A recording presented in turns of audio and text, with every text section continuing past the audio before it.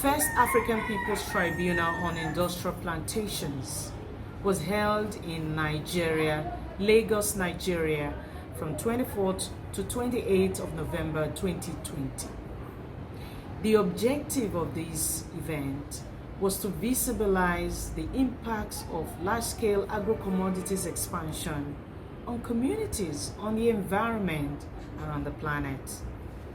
It also created a space to listen to the stories of devastation, social and environmental and gender impacts of these companies' operations in the different localities in Africa.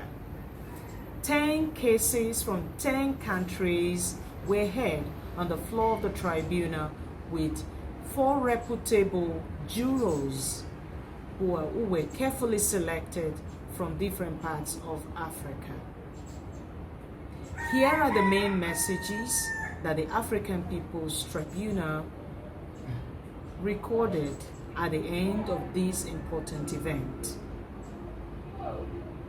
Land grabs. In all the cases, the African People's Tribunal saw the connivance between government and transnational corporations to grab community lands. At the global context, testimonies at the African People's Tribunal clearly showed a situation of state capture, whereby some of the presenters declared that the government and the transnational corporations were indistinguishable in their countries. Finance. The agro-commodities companies use greenwash mechanisms such as RSPO, CRS, SDGs, and the like to position themselves to receive financial support from international financial institutions.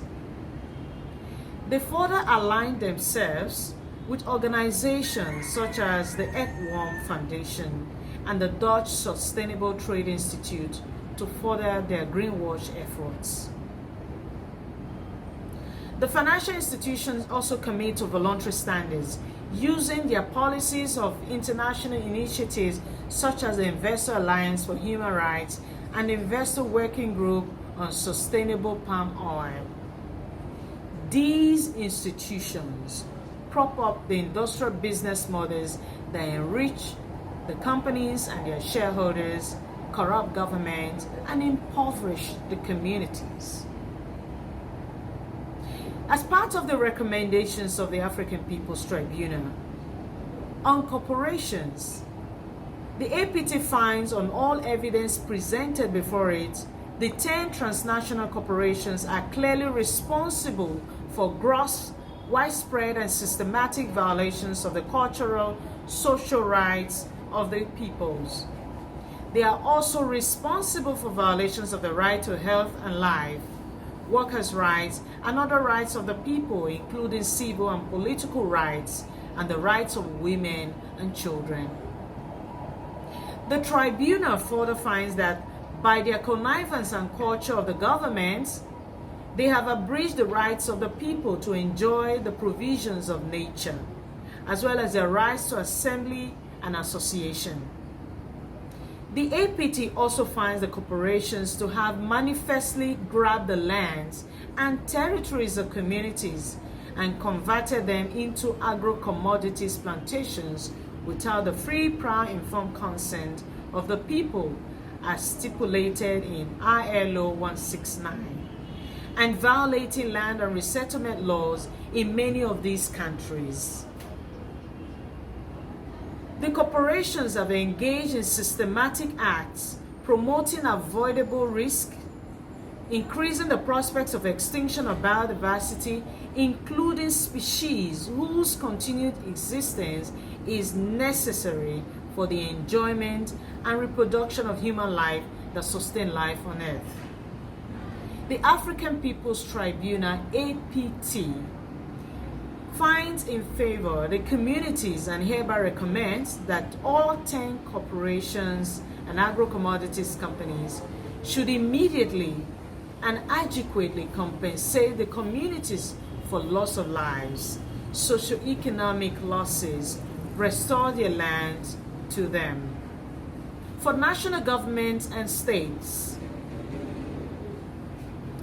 governments of the 10 countries from where the cases before the tribunal have originated should urgently ensure that the human rights of freedom of speech, expression, and association of citizens and persons within their own jurisdiction, especially of those that brought these cases, are respected and protected. The APT sees the connivance of states to deprive citizens and communities of their lands and forests as objectionable and unacceptable. The APT recommends that governments in the relevant countries should immediately set up a mechanism to review existing arrangements with plantation corporations, openly and transparently engage with communities and revert wrongfully acquired lands and forests to the communities. Government should ensure that communities have unfettered access to their lands and abolish the requirement of passes or visas as a requirement for entry into their territories and communities. Government should ensure the community access to potable water and protect their right to water. Government should abolish the use of harmful chemicals in forests, plantations, and community lands. The APT reaffirms that the states are primarily responsible for ensuring environmental protection and defending the human, environmental, and other rights of the people. Government should uphold and protect the dignity of communities and adequately sanction corporations that violate human rights or destroy the environment in their territories. Governments should reject any new bilateral or multilateral investment or free trade agreement proposed without regard for human rights norms and halt existing agreements of this kind where they exist. Government should actively and constructively engage in the current negotiations for the elaboration of a UN legally binding instrument to regulate in international human rights law the activities of transnational corporations and other business enterprises, and ensure this becomes a meaningful instrument to stop corporate impunity in Africa and everywhere else. For international and intergovernmental organizations, the APT calls on international organizations, including financial institutions, to stop supporting or funding activities that oppress communities, that promote deforestation and abuse community rights. Build binding requirements for international business practices and reject voluntary principles that are nothing more than greenwashing blinkers.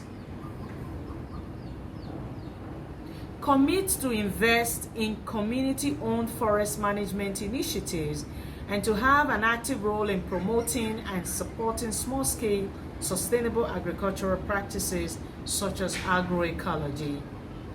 For non-governmental organizations and social movements, work with communities to defend their forests and territories, providing support including through litigation processes where necessary.